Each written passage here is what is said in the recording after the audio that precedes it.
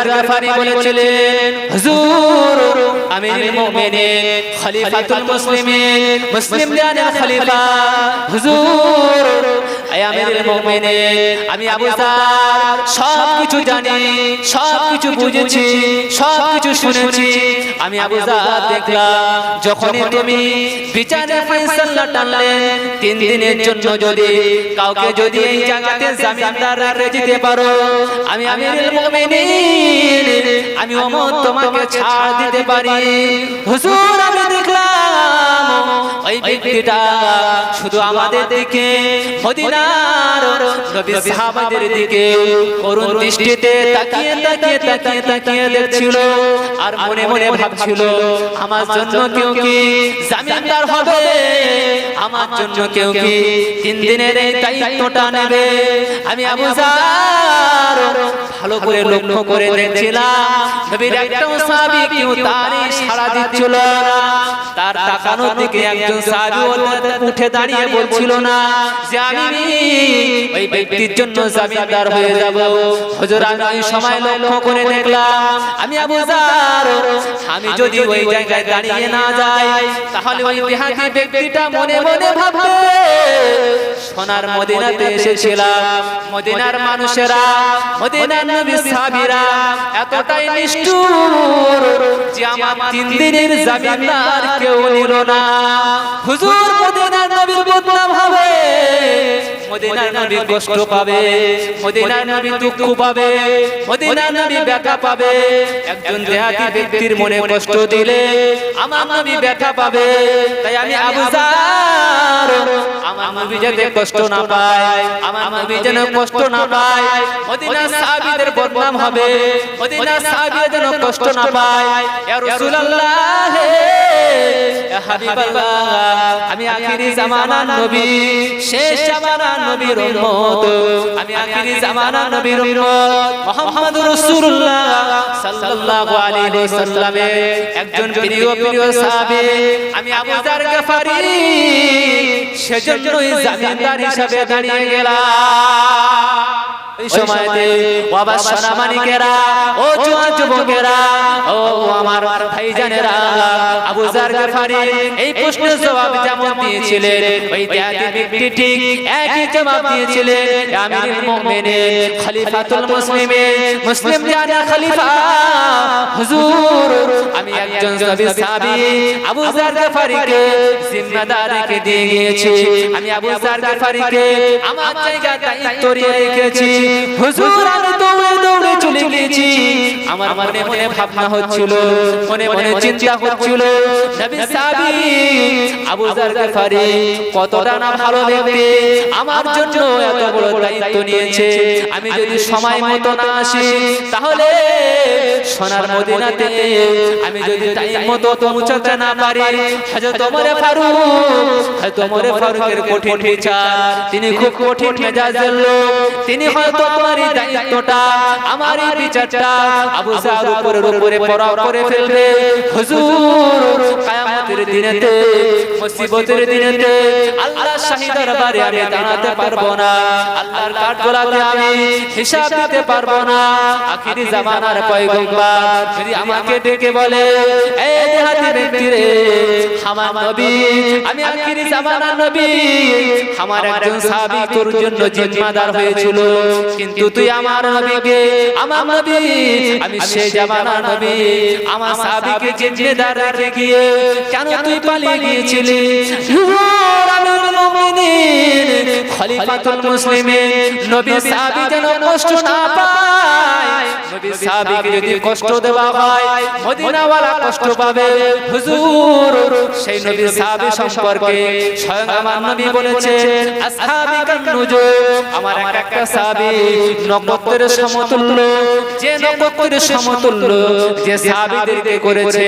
আমি আবু যার গফারিকে আমি কেমন করে আমার দোষের জন্য ফাঁসির মঞ্চে ঝোলাতে পারি? আমিরুল মুমিনিন, তাই আমি বিদেশী হতে পারি, আমি দেহাতি হতে পারি, আমি পালিয়ে যেতে পারি না। আমি এই কথা চিন্তা করতে করতে দৌড়ে দৌড়ে দৌড়ে ঘুরে সোনার মদিনায় ঘুরে ঘুরে ওই লোকটার আমানতটাকে দিয়ে পুনরায় আমি আপনার বিচারের কাঠগড়াতে হাজির হয়ে গেছি। শুধু মদিনাওয়ালার দিকে তাকান, যেন মদিনাওয়ালার সাহাবী কষ্ট না পায়। যে ব্যক্তি কতল হয়েছিল তার ছেলে দাঁড়িয়ে গেলেন, আমিরুল মুমিনিন হুজুর, মদিনাওয়ালার ভালোবাসায় যদি, মদিনাওয়ালার মহব্বতে যদি আবু যর গিফারি যদি দাঁড়িয়ে যায় 3 দিনের জন্য জামিনদার হিসেবে, তিনি তার জানকে দিতে পারে। একজন বিদেশি ব্যক্তি তিনি যদি মদিনাওয়ালার জন্য আবু যর গিফারির আমানতটাকে আবার পৌঁছে দিতে, আবার পুনরায় দিয়ে জান দেওয়ার জন্য ফের যদি মদিনায় হাজির পারে, হুজুর আমি আমার আব্বার কতলের জন্য আমি মদিনাওয়ালার খাতিরে আমি maaf করে দিলাম। জোরে বলুন সুবহানাল্লাহ। আর জোরে হবে না সুবহানাল্লাহ? হুজুর সেই মদিনাওয়ালার মহব্বতে আমার আব্বার বিচারে ফয়সালা এখানেই শেষ করে দিলাম। হুজুর আমি এর জন্য এই বিদেশি ব্যক্তিকে আপনি স্বেচ্ছায় ছেড়ে দেন, আমি আর ফাঁসির কাছ থেকে এই বিদেশি ব্যক্তিকে ঝোলাতে হবে না। জোরে বলুন সুবহানাল্লাহ। শুধু মদিনাওয়ালার খাতিরে আমি যদি মদিনায় বসবাসকারী ব্যক্তি হিসাবে আমি যদি ক্ষমা না করে দিই, তাহলে আল্লাহ পাক রব্বুল আলামিন সেই দরবারে আমাকেও দাঁড় করানো হবে যে মদিনায় এসে তোর বিদেশি একজন ব্যক্তি কিছু অপরাধ করেছিল, সেই বিদেশি ব্যক্তিকে তুই তোর নবীর খাতিরে ক্ষমা করতে পারলি? তুই তো মদিনাওয়ালা, তুই তো মদিনার বাসিন্দা, মদিনাওয়ালা বাসিন্দা হিসাবে মদিনার বদনাম হবে। আমি চাই না হুজুর, আমি সেজন্য মদিনার বাসিন্দা হিসাবে মদিনাওয়ালার ক্ষেত্রে আমি ক্ষমা করে দিলাম। জোরে বলুন সুবহানাল্লাহ। দরুদ শরীফ আল্লাহুম্মা সাল্লি আলা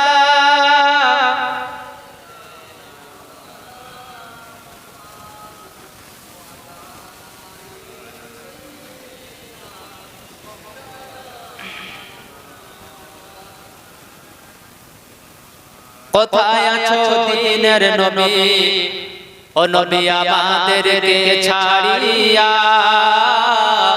কি লাভ হবে আপনি বিহীন এই ধরাতে বাঁচিয়া। আল্লাহুম্মা সাল্লি আলা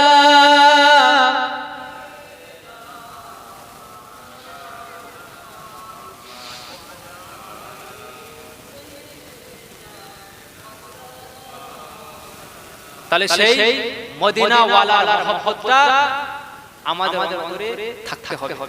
মদিনাওয়ালার মহব্বত যদি থাকে, মদিনাওয়ালার ভালোবাসা থাকে, তো আমি ইহজগৎ পরজগৎ উভয় জগতে আজ সোনার মদিনাতে শুয়ে আমাদের জন্য কাঁদছে সেই মদিনাওয়ালার মহব্বত যদি থাকে, আমি ইহজগৎ এবং পরজগৎ উভয় জগতে কি হব? কামিয়াবি হয়ে যাব। আর মদিনাওয়ালার যদি মহব্বত আমার আপনার অন্তরে যদি না থাকে, তাহলে এই অন্তরটা বৃথা হয়ে যায়। মদিনাওয়ালাকে পাওয়ার জন্য নিজের জান, নিজের বিবিকে বেওয়া করেছে, বাচ্চাকে এতিম করেছে, ধন সম্পত্তি সব কিছুকে ত্যাগ করে মক্কা ছেড়ে মদিনায় গিয়েছে মদিনাওয়ালাকে পাওয়ার জন্য। গোপনে সংগোপনে হিজরত করে তারা মদিনাওয়ালাকে পাওয়ার জন্য তারা মক্কা ছেড়ে মদিনায় গিয়েছে মদিনাওয়ালার জন্য। আজ সেই মদিনাওয়ালাকে আমরা রাখছি। মদিনাওয়ালা তিনি 63 বছর জিন্দেগি উম্মতের চিন্তায় কেটেছে। উম্মত এই মদিনাওয়ালার কথা ভুলে গেছে। মদিনাওয়ালা তিনি বলে গিয়েছেন, আমি দুটো জিনিস তোমাদের কাছে ছেড়ে যাচ্ছি, একটা হলো আল্লাহর কোরআন, একটা হলো আমি মদিনাওয়ালা আমার সুন্নাত। জোরে বলুন সুবহানাল্লাহ। আল্লাহর কোরআন, সেই কোরআনে আল্লাহ কি বিধান আমাদের আল্লাহর কোরআন জানিয়েছে। ও সোনামানিকেরা, আল্লাহর কোরআনে জানিয়ে দিয়েছে, ইয়া আইয়ুহাল্লাযীনা আমানু, ও ঈমান আনু, হালালান তাইয়্যিবা, হালালান আমার উপরে যারা ঈমান এনেছো, ঈমান আনো, ঈমান আনার পর আমিও তোমাদেরকে আদেশ করছি হালালান তাইয়্যিবা, তোমরা হালাল খাও এবং তাইয়্যিব খাও। ও সোনামানিকেরা, আল্লাহর কোরআনে কারীমের ভিতরে আল্লাহ পাক জানিয়ে দিলেন, ওয়ালাকাদ জারানা লিজাহান্নামা কাসীরাম মিনাল জিন্নি ওয়াল ইনস লাহুম কুলুবুন লা ইয়াফকাহুনা বিহা। আল্লাহর কোরআন জানিয়ে দিয়েছে, আল্লাহ আল্লাহর কোরআনে ঘোষণা করা হয়েছে ওগো আমার সোনামানিকেরা ও জওয়ান যুবকেরা আল্লাহ পাক জানিয়ে দিলেন আমি আল্লাহ পাক জানিয়ে দিলাম বান্দারা শুনে রেখে দাও আমি জাহান্নামকে বানিয়েছি এই জাহান্নামের খরাব সব থেকে বেশি ওয়ালাকাদ জারানা লিজাহান্নামা কাসীরাম মিনাল জিন্নি ওয়াল ইনস জিন এবং ইনসানদের কি হবে সব থেকে বেশি জাহান্নামের খরাব বানানো কারণ তাদেরকে কলব দেওয়া হয়েছে লাহুম কুলুবুল লা ইয়াফকাহুনা বিহা আমি আল্লাহ তাদেরকে কলব দিয়েছি অন্তর দিয়েছি এই অন্তর দিয়ে তারা ভাবে না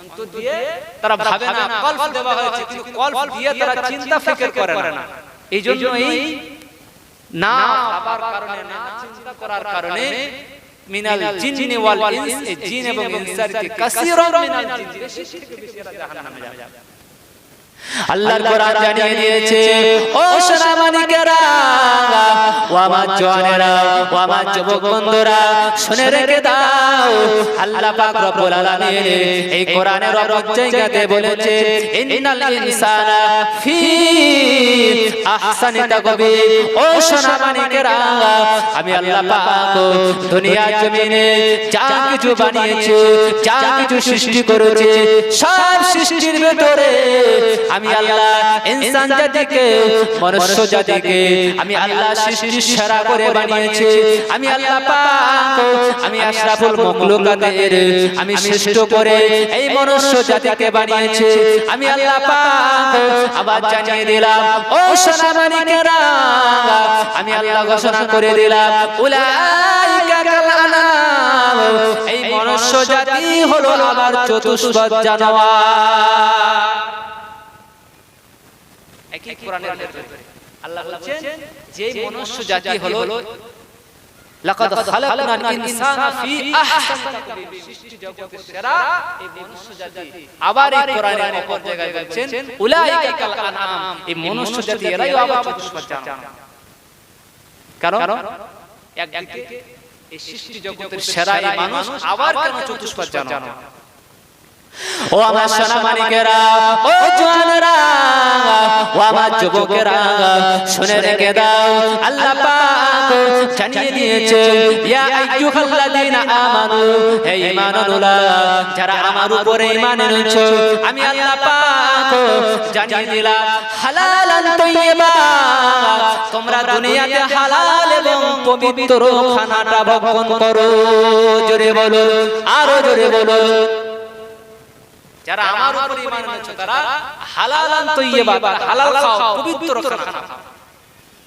আচ্ছা ভাই একটা ছাগল এটা চতুষ্পদ জানোয়ার এই চতুষ্পদ জানোয়ার একটা ছাগল তার খাদ্য কি বলবো কি ঘাস উত্তম খানা হচ্ছে তার জন্য ঘাস একটা বাঘ চতুষ্পদ জানোয়ার একটা বাঘ সে বাঘের খাদ্য কি মাংস উত্তম খাদ্য তার জন্য মাংস আচ্ছা বাঘে খাবে মাংস আর ছাগলে খাবে ঘাস এটা কে তাকে দিয়েছে এই জ্ঞান কে তাকে দিয়েছে আল্লাহই তাকে শিখিয়েছেন আল্লাহই তাকে দিয়েছেন আচ্ছা বাঘ যদি মনে করে যে আজ থেকে আমি মাংস না খেয়ে ঘাস খাবো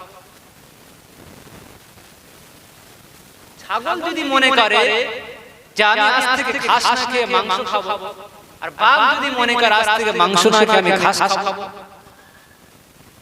আল্লাহর বিধান একটা চতুষ্পদ জানোয়ার আল্লাহই তাকে শিক্ষা দিয়েছে হে চতুষ্পদ জানোয়ার ছাগল তোর জন্য আমি বেছে নিয়েছি ঘাসটা তোর পাওয়ারফুল খাদ্য হিসেবে আমি আল্লাহ নির্দিষ্ট করেছি সেজন্য একটা চতুষ্পদ জানোয়ার ছাগল কোনোদিন আল্লাহর হুকুম অমান্য করে মাংস খেতে যায় কি যত সুন্দর মাংস ছাগলের কাছে দেবে ছাগল কোনোদিন খাবে না সে একটা চতুষ্পদ জানোয়ার এই চতুষ্পদ জানোয়ার হবার পরে আল্লাহর হুকুমকে কতটাই তাবেদারি করছে ও ও সোনা মানিকেরা, ও আমার জওয়ানেরা, ও আমার যুবক বন্ধুরা, শুনে রেখে দাও, আল্লাহ পাক কেন এই মনুষ্য জাতিকে চতুষ্পদ জানোয়ার বললেন, কেন এই মানুষকে আবার আশরাফুল মাখলুকাত সৃষ্টির সেরা বললেন, আমার আল্লাহ পাক জানিয়ে দিলেন।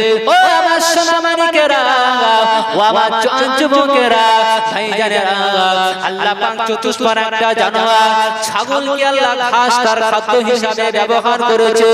ও সোনা মানিকেরা, ছাগলকে ঘাস খেয়ে সে শক্তিশালী হবে, ঘাস খেয়ে সে তার পাওয়ারফুল শক্তি দেখাবে। একটা চতুষ্পদ জানোয়ার বাঘ সে মাংস খেয়ে পাওয়ারফুল হবে, বাঘ সে মাংস খেয়ে শক্তিশালী হবে। বাঘ যদি মনে মনে করে আল্লাহ আমার জন্য মাংস ব্যবহার করা খাদ্যটা আমার জন্য নির্দিষ্ট করেছে, না না না না না, আজ থেকে আমি মাংস খাবো না, আজ থেকে আমি ছাগলের দেওয়া খাদ্যটা, আমি ঘাসটা আমার জন্য বেছে নেব। ও সোনা মানিকেরা, বাঘ যে মাংস খেয়ে পাওয়ারফুল শক্তি দেখাতো, একবার বুকে হাত দিয়ে বলি, ওই বাঘ যদি ঘাস খেয়ে যদি দুনিয়াতে পাওয়ারফুল শক্তি দেখাতে চায়, পারবে কি? পারবে? কোনদিন পারবে না। কারণ পাওয়ারফুল শক্তি যদি দেখাতে হয় তাকে মাংস খেয়ে আল্লাহর বিধানটাকে খেয়ে আল্লাহর হুকুমটাকে পালন করে পাওয়ারফুল শক্তি দেখাতে হবে। ছাগল সে যদি পাওয়ারফুল, তার যে শক্তি অর্জন সে যদি দিতে চায়, তাহলে আল্লাহর হুকুমটা পালন করে ঘাসটাকে খেয়ে তার পাওয়ারফুল শক্তিটাকে দেখাতে হবে। ঠিক আল্লাহ তার মানুষকে লক্ষ্য করে বলছে, হে মানুষ, হে ইনসান, হে ইয়া আইয়ুহাল্লাযিনা আমানু, যারা আমার উপর ঈমান এনেছে সবাইকে আল্লাহ ডেকে বলে দিলেন, শুধুমাত্র বিশ্বাসী বান্দাগণ যারা আমার উপর ঈমান এনেছে, আমি আল্লাহ বলছি হালালান তাইয়্যিবা, তোমরা হালাল খাও, তাইয়্যিব খাও। আমরা হালাল খাই, তাইয়্যিব খাই, হালাল কারে বলে, তাইয়্যিব কারে বলে। হালাল খাদ্য খাই, যেটা আসছে সেটাই ঢুকিয়ে দিই। কিন্তু আল্লাহ নির্দেশ দিচ্ছে চতুষ্পদ জানোয়ার সে তার হুকুমকে পালন করছে, আল্লাহ তাকে শিক্ষা দিয়েছেন, হে একটা চতুষ্পদ জানোয়ার ছাগল, তুই আমার হুকুম পালন করে সে জন্ম থেকে মৃত্যু পর্যন্ত ঘাস খেয়ে চলেছে। বাঘ চতুষ্পদ জানোয়ার, সে আল্লাহর হুকুমকে পালন করেই চলেছে মৃত্যু পর্যন্ত, কোনদিন সে ছাগলের খাদ্যটাকে বেছে নেয়। কিন্তু এই মানুষ আল্লাহর হুকুমটাকে মেনে নিতে পেরেছে ভাই? আজকে দুনিয়াতে মুসলমানের ছেলেরা বেশি গাঁজা খায়, খায় না? মদ খায়, বেশি খায়। কেন খায়? আল্লাহ পাক রব্বুল আলামিন এই খাদ্যটা এদের জন্য জায়েজ করেন। আল্লাহ বলে দিয়েছেন হালালান তাইয়্যিবা, তুই যদি হালালের খাদ্য খেতিস, হালাল যদি খাদ্য ভক্ষণ করতিস, তুই বাঘের মতো গর্জন দিতিস, বাঘের মতো আওয়াজ দিতে পারতিস। কোন শক্তি ছিল না তোকে মারবে, কোন শক্তি ছিল না তোকে ক্ষতি করবে, কিন্তু তুই হালালান তাইয়্যিবা, হালালের খাদ্য খেতে পারিস, আল্লাহর হুকুমকে অমান্য করতে পারিস, আল্লাহর হুকুমকে মেনে নিতে পারিস, অমান্য করেছিস। চতুষ্পদ জানোয়ার সৃষ্টির সে আল্লাহর হুকুমকে মেনেছে, তুই মনুষ্য জাতি এই মানুষ হিসাবে আল্লাহর হুকুমকে পালন করতে পারিস বলে আল্লাহ একটা ছাগল আল্লাহ তাকে শিক্ষা দিয়েছে, সে আল্লাহর হুকুমকে পালন করেই চলেছে, আল্লাহর হুকুমকে পালন করতে পারে। তাই আল্লাহ বলছে আমি এজন্যই এই মানুষের ভেতর থেকে একটা দলকে বাছাই করে নিয়ে বলেছি উলাইকা কাল আম, এই মানুষ চতুষ্পদ জানোয়ার। আল্লাহ কি বলেছে মনে হয় ভাই? ভাবনা চিন্তা করুন, আল্লাহ কেন বললেন? আর একটা দল মানুষকে আল্লাহ লক্ষ্য করে বলেছেন এরা হলো সৃষ্টি জগতের সেরা, আশরাফুল মাখলুকাত, এরা সৃষ্টি জগতের সেরা। সবাইকে আল্লাহ চতুষ্পদ জানোয়ার বলেন। যারা হালাল এবং তাইয়্যিব খেয়েছে, আল্লাহর হুকুমকে পালন করেছে, তারাই হচ্ছে আশরাফুল মাখলুকাত, সৃষ্টি জগতের সেরা। ইন্নাল ইনসানা ফি আহসানি তাকওয়িম। আর যারা আল্লাহর হুকুমকে পালন না করে, যারা হালাল এবং তাইয়্যিব না খেয়ে, যারা মদ গাঁজা দিকে ধাবিত হয়েছে, হারাম হালাল জায়েজ পার্থক্য না করে যারা খেয়ে চলেছে, তারাই হলো উলাইকা কাল আনআম, এরাই হলো চতুষ্পদ জানোয়ার। আল্লাহ কি আছে? কিন্তু বালহুম আযাব, আল্লাহ কেন বড় তার থেকে আরো সৃষ্টি করলেন এদেরকে? ও সোনামানিকেরা, ও জোয়ান যুবকেরা, আমার আল্লাহ পাক জানিয়ে দিলেন বান্দারে, একটা চতুষ্পাদ জানোয়ার, একটা চতুষ্পাদ জানোয়ার ছাগল লাগাতার আমি তাকে শিখিয়েছি, এই ছাগল আমি তোর জন্য ঘাসের ব্যবস্থা করেছি, তোর জন্য আমি তৃণভোজী, আমি ঘাসের ব্যবস্থা করেছি, তুই আমার হুকুম পালন করে চলেছিস। আমি আল্লাহ পাক রব্বুল আলামিন একটা বাঘ, তার জন্য মাংসাশী, আমি তার জন্য মাংস খাদ্য, আমি আল্লাহ তার জন্য বাছাই করে নিয়েছি। ও সোনার মানিকেরা, আল্লাহ ইনসান জাতির জন্য, মনুষ্য জাতির জন্য, আশরাফুল মাখলুকাতের জন্য, যারা আমি আল্লাহ আমার উপরে ঈমান এনেছো, আমি আল্লাহ আমার উপরে ঈমান আনার জন্য আমি আল্লাহ পাক তোমাদেরকে বলে দিলাম হালাল তাইয়্যিবা, যেটা তোমাদের জন্য আমি হালাল করেছি সেটাই তুমি ভক্ষণ করবে। আখিরি জামানার পয়গম্বর জানিয়ে দিলেন, ও আমার উম্মতিরা, আমি রাসূলুল্লাহ জানিয়ে দিলাম, যখনই তোমাদের কাছে কোনো খানা এসে যাবে, যখনই তোমাদের কাছে কোনো খাদ্য এসে যাবে, সঙ্গে সঙ্গে তুমি তোমার বিবেক দিয়ে ভাবো, আল্লাহ পাক তোমার বিবেক দিয়েছে, এই বিবেক দিয়ে চিন্তা করে দেখো এই খাদ্যটা আমার জন্য হালাল হবে কিনা, এই খাদ্যটা আমার জন্য খাওয়া জায়েজ হবে কিনা, এই খাদ্যটা আমার জন্য পবিত্র কিনা, এই খাদ্যটা আমার জন্য পাক কিনা। কারণ আল্লাহ পাক জানিয়েছেন, ও আমার বান্দা বান্দীরা, যেটা তোমাদের জন্য হালাল, যেটা তোমাদের জন্য পবিত্র বানিয়েছি, যেটা আমি আল্লাহ পাক তোমাদের জন্য হালাল বানিয়েছি, শুধুমাত্র ঈমানওয়ালারা তোমরা সেই খানাটা খাবে, বাকি খানা ঈমানওয়ালারা খাবে না। ঈমানদার যারা, তারা অন্য খানা খাবে না, খাওয়ার আগে চিন্তা করবে যে সত্যি এই খানাটা আমার জন্য হালাল কিনা। খাওয়ার আগে এটা ঈমানওয়ালারা চিন্তা এবং ফিকির করে করে, বুকে হাত দিয়ে বলি, খাওয়ার সময় ফিকিরে চিন্তা করে খায়, কিন্তু খাওয়া জেনে খাওয়াটা কি ফরজ বলা হয়, ফরজ মাথায় যে খাদ্যটা খাচ্ছি খাওয়ার আগে জেনে বুঝে খাওয়াটা ফরজ, বাড়িতে আনছি আর খাচ্ছি আর কোথা থেকে এলো এই জেনে খাওয়াটা ফরজ, কিন্তু আমরা খাই না। ও সোনার মানিকেরা, ও আমার জওয়ানেরা, ও যুবক বন্ধুরা, আমি আপনাদেরকে জানাতে চাই, একটা চতুষ্পাদ জানোয়ার কুকুর, একটা চতুষ্পাদ জানোয়ার ছাগল, একটা চতুষ্পাদ জানোয়ার গরু, আল্লাহ পাক একটা মনুষ্য জাতি, ইনসান জাতি, এদের ভিতরে আল্লাহ নারী আর পুরুষ তৈরি করলেন। আল্লাহ চতুষ্পাদ জানোয়ারের ভিতরে আল্লাহ পাক এদের ভিতরে নারী এবং পুরুষ তৈরি করলেন। আল্লাহ পাক এই মনুষ্য জাতি, ইনসান জাতির ভিতরে আল্লাহ পাক এতটাই ভালোবেসেছেন, এতটাই মহব্বত করেছে, একটা নারী এবং একটা পুরুষের ভিতরে তাদের যৌন চাহিদা মেটানোর জন্য আমার আল্লাহ পাক তাদের জন্য বিবাহের ব্যবস্থা করে দিয়েছে। আমি আল্লাহ পাক, আমার আল্লাহ পাক তাদের জন্য বিবাহ বন্ধনে আবদ্ধ করার একটা ব্যবস্থা করে দিয়েছে। ও সোনার মানিকেরা, আমার আল্লাহ পাক জানিয়ে দিলেন, ও ঈমানওয়ালারা, আমি আল্লাহ যারা আমার উপরে ঈমান এনেছো, আমার উপরে যারা তোমরা ঈমান এনেছো, আমি আল্লাহ পাক জানিয়ে দিলাম, যেখানে সেখানে তোমরা তোমাদের যৌন চাহিদাটা মেটাবে না, যেখানে সেখানে তোমরা জানো তোমাদের জীবনের সঙ্গীকে নিয়ে তোমাদের জীবনের চাহিদাকে মেটাবে না। কারণ আমি আল্লাহ পাক আমি তোমাদের জন্য আমি একটা বিবাহের ব্যবস্থা করেছি, তোমরা হালাল পথে তোমাদের জীবনের চাহিদা, তোমাদের যৌন চাহিদাকে মিটিয়ে দাও। ও সোনা মানিকেরা, ও আমার জওয়ানেরা, যুবকেরা, কিন্তু একটা চতুষ্পাদ জানোয়ার আল্লাহ পাক তাদের জন্য বিবাহ বন্ধনে বিবাহের কোনো ব্যবস্থা করেনি। আল্লাহ পাক তাদের চাহিদাটা রাস্তাঘাটে যেখানেই তারা খুশি সেখানেই তারা মিটিয়ে নেয়। আল্লাহ পাক জানিয়ে দিলেন, বান্দারে, মানুষের ভেতরে চতুষ্পাদ জানোয়ারের ভেতরে আমি আল্লাহ কি কিছু পার্থক্য করে দিয়েছি। আমি মানুষের ভেতরে জীবনের যৌবন চাহিদা মেটানোর জন্য আমি আল্লাহ পাক রব্বুল আলামিন বিবাহ বন্ধনের একটা ব্যবস্থা তৈরি করেছি। হালাল পন্থায় যাওয়ার জন্য, হালাল পন্থায় যৌবন চাহিদা মেটানোর জন্য আমি একটা ব্যবস্থা করেছি। ও সোনার মানিকেরা, কিন্তু চতুষ্পাদ জানোয়ারের ভেতরে তাদের জন্য কোনো বিবাহের ব্যবস্থা আমি করি নাই। তাই এই চতুষ্পাদ জানোয়ার তারা যেখানেই খুশি সেখানেই তাদের যৌবন চাহিদাটা মিটিয়ে নেবে।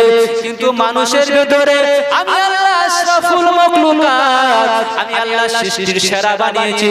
এ মানুষ তুমি শুনে রেখে দাও, তোমাদের যৌবন চাহিদা মেটানো হলে, তোমাদের যৌবন চাহিদা মেটাতে গেলে একটা নির্দিষ্ট জায়গায় গিয়ে হালাল ভাবে, আগে পবিত্রতা ভাবে আগে তোমাকে বিবাহ বন্ধনে আবদ্ধ হতে হবে। বিবাহ বন্ধনে আবদ্ধ হবার পরে তারপর তোমরা তোমাদের চাহিদাগুলো মেটাতে পারবে। ও সোনার মানিকেরা, আল্লাহ পাক রব্বুল আলামিন একটা চতুষ্পাদ জানোয়ারের জন্য বিধান দেয়নি, তার কাছ থেকে আল্লাহ কোনো কৈফিয়ত নেবে না। কিন্তু মানুষের জন্য আল্লাহ একটা বিধান তৈরি করে দিয়েছে, হালাল পন্থায় একটা রাস্তা বার করে দিয়েছে।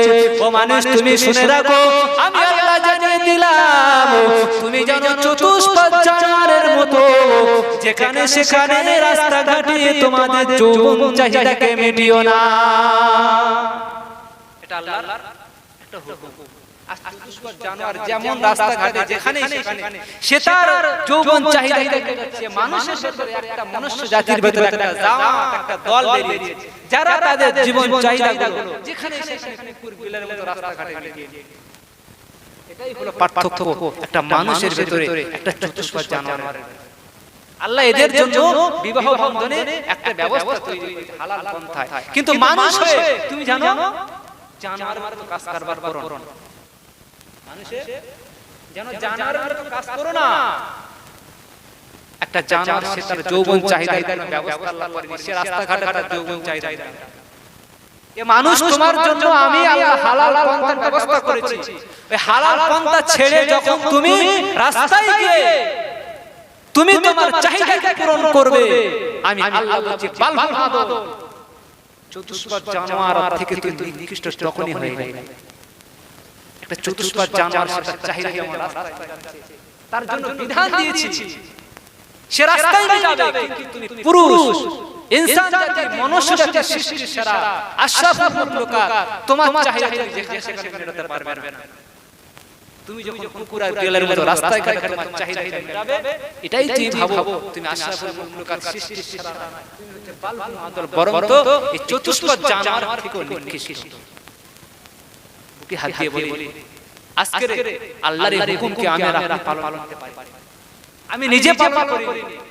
আমরা মনে করি যে যৌবন চাহিদা মানে কি?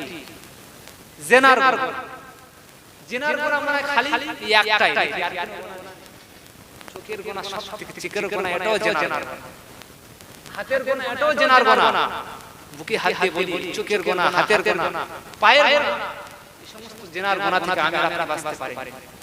আল্লাহ একটা জামাতকে লক্ষ্য করে বলেছেন, এরাই হলো বালহুল আদল জানোয়ার, এরাই সৃষ্টি জগতের সেরা। একদিকে যদি আমার হুকুমকে পালন করে আর যদি আমার হুকুমকে না পালন করে বালহুল আদল, বরং তার থেকে আরো নিকৃষ্ট। ভাই সময় হয়ে গেছে, আমি এই শেষ যেটাই বলতে চাই, আল্লাহ পাক রব্বুল আলামিন আশরাফুল মাখলুকাত সৃষ্টি জগতের সেরা মানুষদিগকে আল্লাহ অনেক সম্মান দিয়েছে, অনেক মর্যাদা দিয়েছে।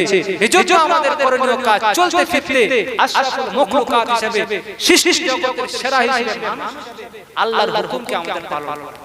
যখন কোনো খানা খাবো, খানাটা যাচাই এবং বাছাই করে খাবো। যেটা আমার জন্য হারাম, যেটা আমার জন্য হারাম সেটাকে আমি দূরে সরিয়ে দেব। যেটা আমার জন্য হালাল সেটা আমি মেনে নেব, সেটা আমি ভক্ষণ করব।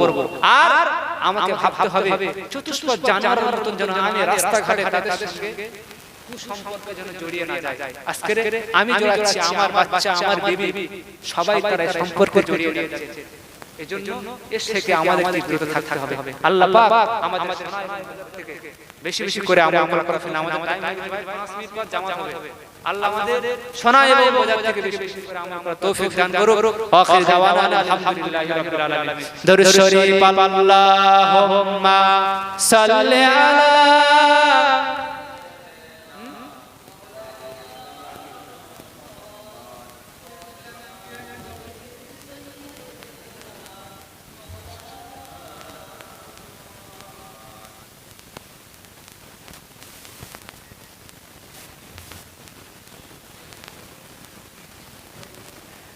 আমার নবীকে পাগল ভাবিয়া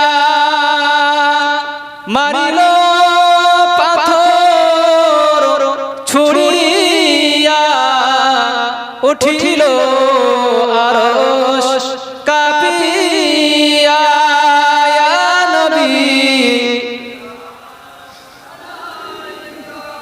ইয়া রাসূল ইয়া হাবিব সালামুন আলাইকা সালামুল্লাহ আলাইকা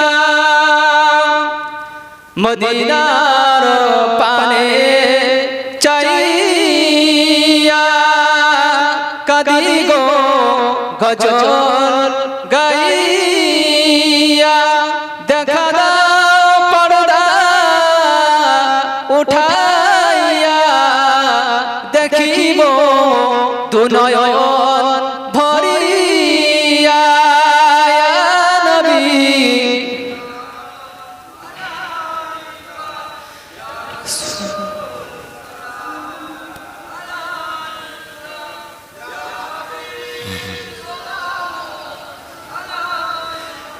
সালাম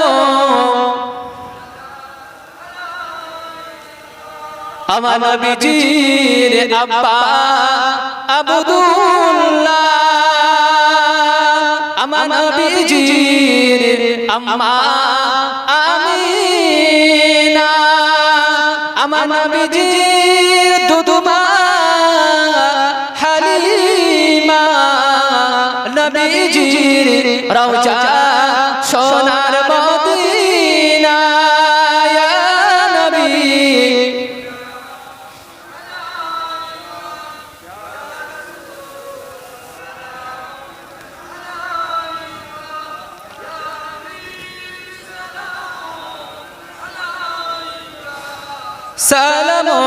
সালামুল্লাহ আলাইকা জিবরাইল যে দিলেন আওয়াজ খুলে দাও আসমানের দুয়ার এসেছেন নবী দর সরদার করিতে আল্লাহর দিদার ইয়া নবী সালামুন আলাইকা ইয়া রাসূল সালামুন